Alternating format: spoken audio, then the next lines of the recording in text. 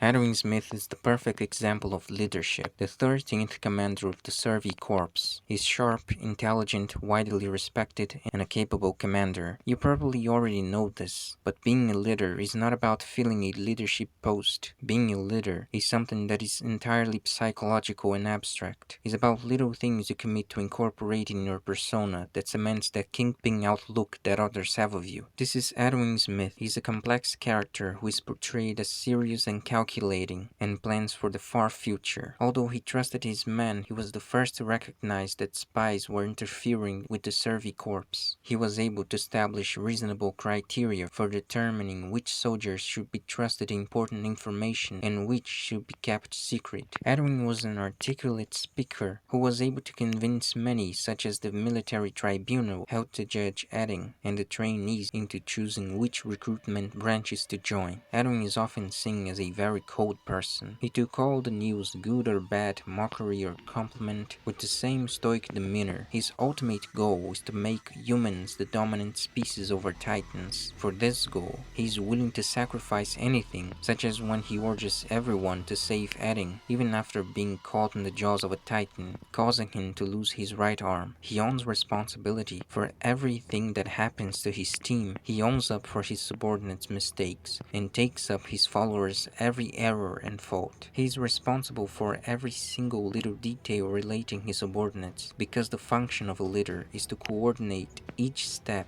his underlings take. Unlike the self-serving and egotistical pseudo-transformational leader who does not encourage independent thought in subordinates and views them only as tools, Erwin treats his lesser as individuals. He knows they will only exert their roles with proper stimulus, and if he acknowledges them as people. The best example I can think of to illustrate this is when Edding is recruited by Erwin, stoking fear and doubt in the other members of the Survey Corps about taking someone who just turned into a monster in front of them. So Edding comprehensively expected the worst attitude possible out of Commander Erwin, but was taken aback by Erwin's approach. He wholeheartedly welcomed Edding, sharing he was excited about the prospect of working together with him. He recalls the name of everybody in the Survey Corps and calls each one by their name. Despite all that, Erwin shared his unique stoic quality, the likes of Commander Pixis and Commander-in-Chief Darius Zackley. As Ahamin said, Erwin, like the two above, is willing to send his men to their death if it means it will advance the cause of humanity, would sacrifice their own humanity to change the world, where those who cannot sacrifice what's important to them will gain nothing. Since he is able to make such a commitment, he is a master strategist who has shown countless times that he is able to save Edding through actions such as capturing the female Titan and leading a group of Titans to distract the armored Titan so that the military could save Edding. There came a moment when Erwin's precise objectives were questioned by Darius Zackley, who hypothesized that Erwin didn't really care about humanity's best interests, along with Pixis, who openly accused Erwin of caring more about his life than the survival of mankind. In the long run, these two's views of Erwin proved correct when Erwin faced the prospect of sacrificing his life to defeat the Beast Titan during Shiganshina's final expedition. Erwin was reluctant to act. He even considered abandoning his comrades for the slim chance of reaching the basement. He only reviewed his strategy after being forced by Levi. He is in fact more concerned about uncovering the secrets hidden in Edding's basement, perhaps to assuage his guilt for the part he played in his father's death. One of, if not the most important aspect of Erwin's character that is directly tied with his stoicism is his emotional intelligence. He is calm and collected in the face of adversity, because on every outside the walls expedition he has to have a resolute resolve to face the harsh reality of being held accountable for losing companions, and still follow through with his mission. You won't ever see Erwin back down when things look bleak. And remember when I told you the alternative of abandoning his task to go to the basement crossed Erwin's mind? I don't care how conscientious and responsible you are. In his situation, wouldn't you at least be tempted to consider abandoning a few tens of soldiers to access the ultimate secret that could lead to the survival of the rest of humanity?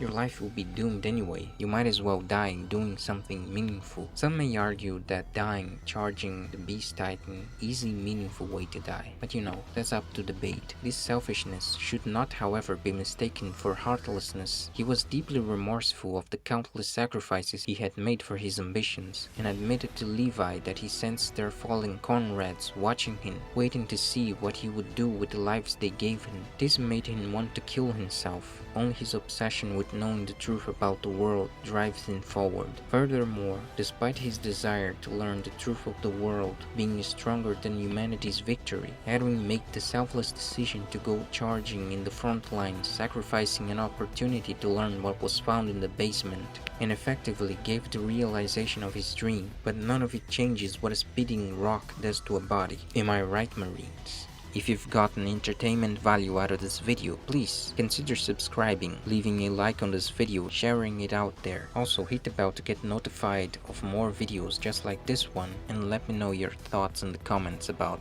Erwin's character. That being said, I will see you next time.